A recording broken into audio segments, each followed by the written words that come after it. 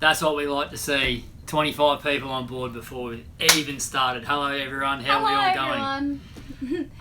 Okay, so it's my turn to take care of the whole situation this week. Yeah, Riley got a bit jealous of all the attention I was getting last week because I was running the show, so he was like, this week wonderful I'm going to take charge. Organisational skills. And we really like the new format, so we're going to run with that. We're very structured, we're organised. Yeah. And just to illustrate that point, probably the most organised bit of our week, I would say. Just to illustrate that point, would you like to hold up the first... Okay, starting off. Ice section.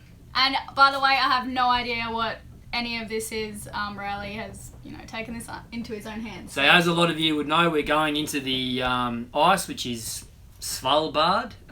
It's going to take us a while to get there, but we have to first cross the Atlantic, go up the east coast of the United States, and we're going to go to the Arctic Circle. Now, during my research of this, I've downloaded a PDF file with just general information on the area, and I thought some of it was quite funny, and I'm going to scare Elena. Oh no! So, polar bears exist in large numbers over the whole of Svalbard, but particularly along the eastern and northern coast, which is where we'll be going. Bears are inquisitive and are attracted, for example, to tents. Hungry bears can be aggressive and are a danger to humans, and therefore a gun should always be carried in areas where there might be bears. Well, we don't have a tent, so that crosses that one out. We do. It's down here. No, but I ain't using the tent. We're going to sleep in the boat. Yeah, but imagine how attracted they would be to a warm catamaran, like a nice little bed somewhere. Okay. Okay, you don't seem particularly scared. Now, what else you got? Bring it. Rabies. Oh. What do you mean? Svalbard is a rabies-infected area. Dogs, foxes, polar bears, reindeer, and seal may be infected. The disease can spread to humans through bite or saliva from an infected animal. Be especially cautious of wild animals that behave abnormally. Oh, that's pretty weird. I'm more frightened about that than the big polar bears. Oh, At yeah. least that's obvious, but like an animal with rabies, I might be like cute, like deer or dog or whatever it is, and then I have rabies. Yeah, so I thought that was quite funny. I was like Funny, going tragic. through the PDF file, and I was like, oh god, Elena's gonna hate that. Okay. Be careful of rabies and gigantic polar bears. And I learnt about the international ice nomenclature. So some of my favourite ones were fast ice, young coastal ice, ice foot, anchor ice, grounded ice, pack ice, and my two personal favourites, FLOEBURG and pancake. So yeah, it's pretty incredible. Well, it illustrates to me how much we've got to learn. Yeah, we before really do. Before we head up Amateurs. We're from Australia. It does not snow anywhere where we're from. Yeah, so we're going to the ice. So sorry to interrupt you. We keep doing this. We always interrupt each other. We've learnt this episode we need to stop interrupting each other. We have agreed pre-show that we will not interrupt each other. Did you just interrupt it? Okay. All right. We're meant to throw these. We're meant to scrunch. Oh no, that's wasting paper. We should save them for next time. But you're not going to have Settle down, mate. You're not going to have another ice section, are you? Or are you going to bring me a fun fact every week? Last episode, Elena. Moving right along. Okay. Last episode. Yes, I'm sure a lot of you remember. It was the proposal on board. Ratsy and Amanda. I'm sure. I even got some of my friends. I should have messaged Mum beforehand and been like, Mum, just to warn you, this episode is not our engagement, it's our friends. Yeah, we were like, as if anyone will, fall for that or... Yeah. We were accused of clickbaiting, but there was literally a proposal on board, so we didn't feel too bad about the title. We were so happy. Like, that was... I was shaking. I think I was more of a wreck than what either of those two were. Like, I was just... I don't know, Ratsy was a bit... Yeah, Ratsy was... shaky at the knees. Yes, it was a little clickbaity, but we got to play the game, Jeremy, Alan. So that happened last week. Next week we sail to Sicily. It's a 2-day trip. We stop off on the way, do some free diving in the deep blue. That's last episode done. Yeah. Jumping the gun. Next pants. episode. You got to stick with the structured Alright. format. Next episode. Hasn't been done yet. By the way, guys, I purposely do this horns thing. I really love having horns. It's good fun. Next episode we sail to Sicily, so that's something to look forward to.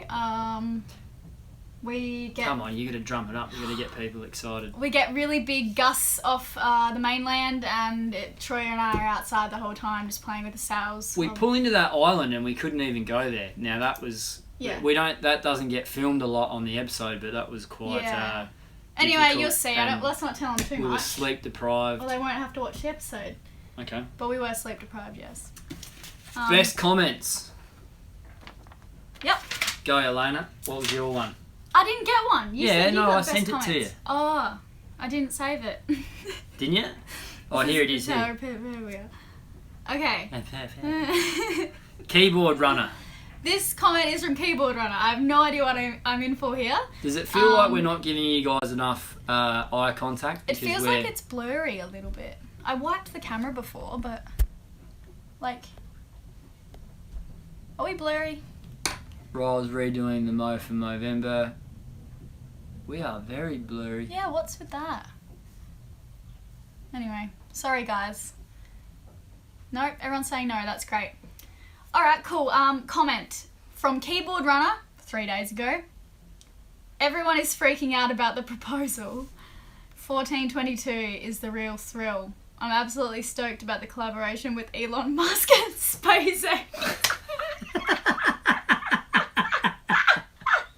I thought you'd like that. That's really funny. So at the end of the episode... Sorry to say, Keyboard Runner, there is no collaboration with Elon Musk. No.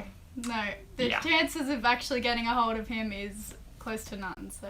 What were some of the other things that we said all in a row?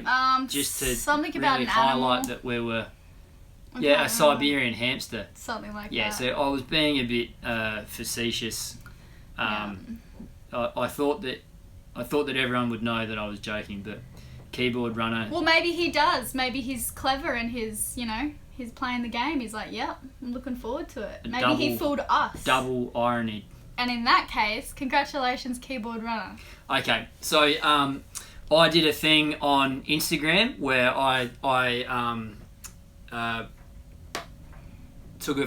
previously taken a photo of a particular sort of sea state that we had been in, and I pointed out the fact that if you're filming or taking a photograph of waves and like rough conditions at sea, that it's about 1/10 as crazy in the photo or footage as it actually is what you're experiencing at the time. Yeah. And I said to some people, this is a phenomenon that a lot of us are probably familiar with. Can we name it? Can we call it something? And so I got a few funny responses. One was the microwave effect. By who? I didn't write that down. Okay, well that's... One was photographic dissonance. The new Jolly Roger, which comments on a lot of our stuff. He does. G'day, mate, if you're out there. And FAUX-TOGRAPHS. FAUX. I like it. 3 excellent comments, so thank you all for writing in, you people on Riley's Instagram. Yep, if you want to follow us on Instagram, I'll put the links below after we're finished here. Give us a follow because we're always putting new photos and that is the most up to date. Medice. This episode was brought to you by Medice. This is the what? This it's a first aid kit. A freaking lifesaver is what it's been. I've had to glue up Riley, like, I would say, 3 or 4 times. Our friend Yosha had to help me glue up Riley's head. You'll see in an upcoming episode. But yeah, this is a medical kit and we are stoked to be a part of it, Medice. So cheers to them. So this episode brought to you by Medice. Thank you very much. And we were also sent by the same gentleman a book, which I cannot remember. Yeah. I may have read it. Yeah. And also some lures. Okay. And a letter with some that's right. pretty sage advice. Yeah. So that was really lovely. Oh, that's great. What a great kit. Lures medical kit. Elena H2O News. Oh, yay. Yay. Yes, Elena H2O News is back. Get excited, everyone. Okay, so this week, this is an article from CNBC. So you guys might remember a few years ago in the Caribbean when I went on a killing spree for lionfish. This is actually what I did. A lot of people were shocked by this. Some people understood why I did it, but I found this article today and I thought I would read it to you because it, I can relate to this. So, an entrepreneur slash restaurateur, Ryan Chadwick, got people to eat $100,000 worth of a venomous fish to save the ocean in the past year. Lionfish, a venomous and invasive species, are currently wreaking havoc in the Atlantic Ocean. Since lionfish were first released off the coast of Florida 30 years ago, most likely by aquarium owners, their numbers have swelled enough to harm reefs, native fish populations and ecosystems from Jamaica to the Gulf to the Bahamas. So Ryan, he saw the impact firsthand. He was on one of his monthly trips down to the Exumus, which we have not been. Exumus, in fact, I don't even know how to say it. We haven't been there, so that's difficult. Cut me some slack. I'll give you that. We're going there when we cross the Atlantic. Yep. But he saw that there was a larger population of like every other kind of fish, and there was a lot more lionfish than what there were other fish. He looked into that and they developed a unique solution, was to eat the lionfish. So a fact about the fish, these fish are capable of eating 30 times their resting stomach volume, which is crazy. What's a resting stomach volume? I guess it's like what you have to eat. Remember how we had this discussion about hunger, like what you really need to eat and what you eat? Yep. When you're bored, etc. Maybe these fish just go on a rampage and they just eat way too much stuff. That's what I can gather from that. As a minimum, okay. Yeah, maybe. As a basal metabolic rate, you need to consume 30 times there. Yeah, so Ryan, they couldn't source the lionfish from any fish retailers, so they would go down to the Exumus with a big old Coleman cooler and shoot 30 to 40 fish, bring it back up to New York on a Monday. How many did you get? And I can't remember, maybe 10? I think I got 10. And give it to their chef in the restaurant. So that restaurant was called Norman's Cay, but that's closed. But he has a current restaurant called Grey Lady and serves the fish as a special. And yes, so... Well done, Chadwick. Chadwick's proudest bit of proof that lionfish is catching on is evident in his distribution company's largest consumer, Whole Foods. The specialty grocer began offering the fish last year. So if you're into eating fish, why not try lionfish? It's sustainable, and take it from me, I cooked one or two. You cooked heaps and they were very nice. It was actually quite nice. Yep.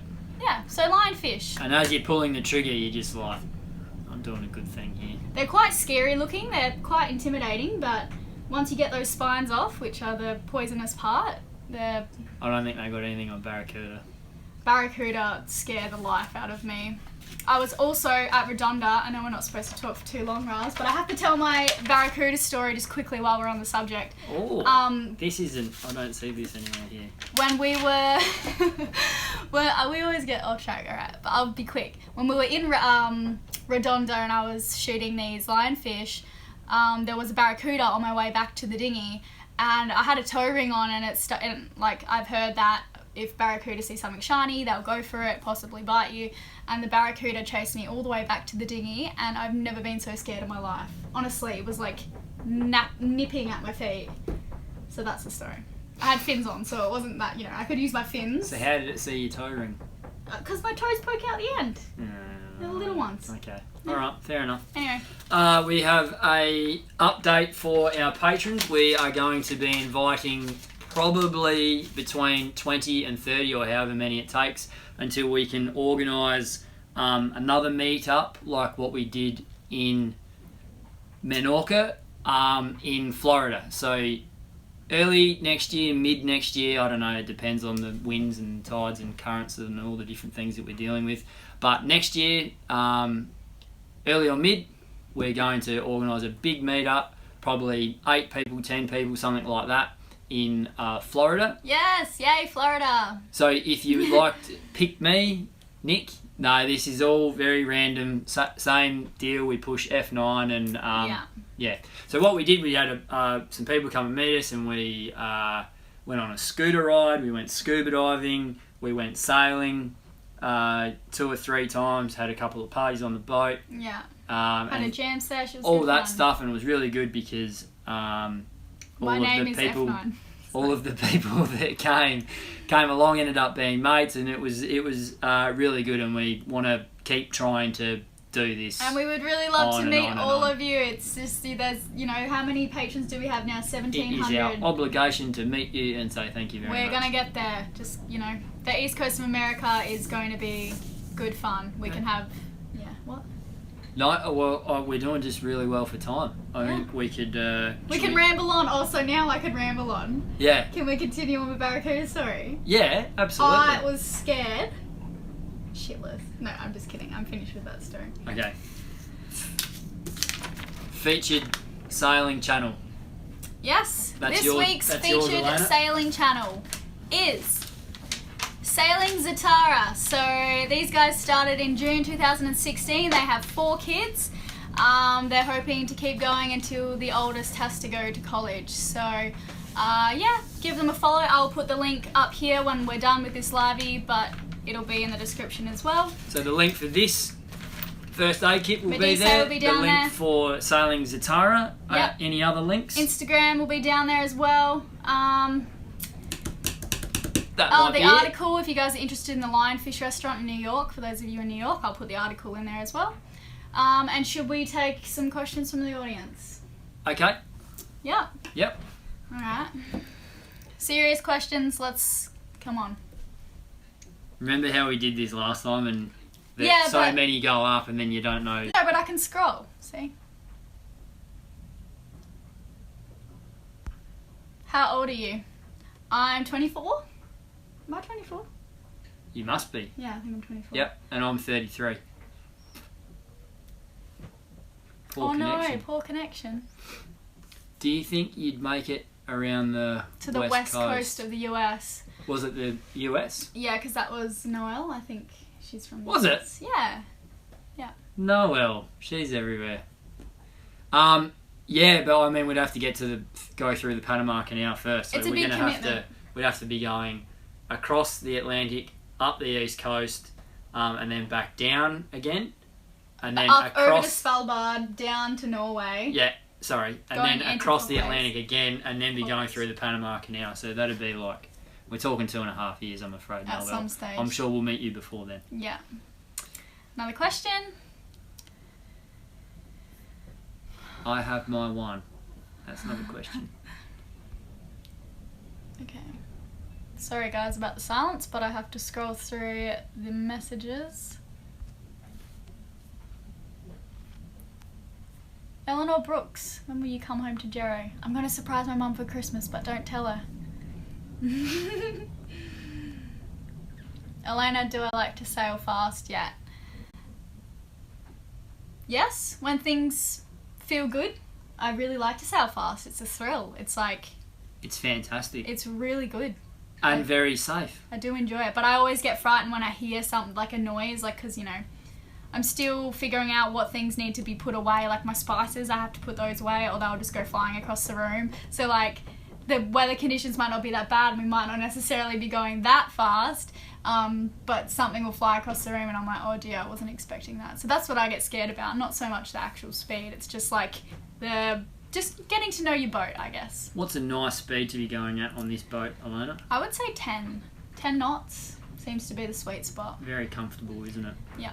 Alright, another question, and then I guess we'll say goodbye. It's been 19 minutes. Yep. One more question, guys. Have you wakeboarded off the back? Not yet. When it gets windy enough, we can do that where you're like, oh, maybe not.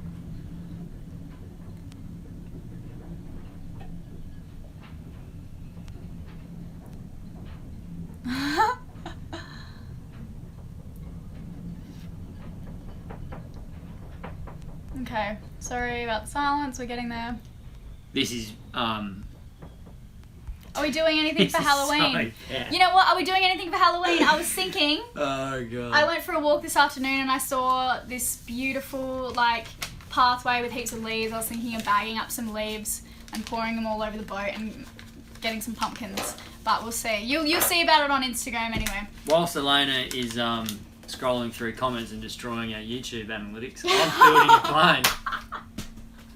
Alright, we gotta say goodbye now. Thank you, guys. Audience engagement is just atrocious. Thanks for joining us. We love you all. Please give the video a like, leave us a comment. I'm sure there's a million comments. And we're currently doing. Let us know what you think about these live ones because they're very new. Do you like this stuff? We're working on getting a new camera so I don't have to use my iPhone, like some setup so that there's better quality. Yeah, like tell us what you think. Is it cool? Any perhaps ideas for new sections or H2O news for Elena? Yeah, new categories. Any potential categories? All right. Thank you very much, everyone. We gotta go. Take it easy. Have a good weekend.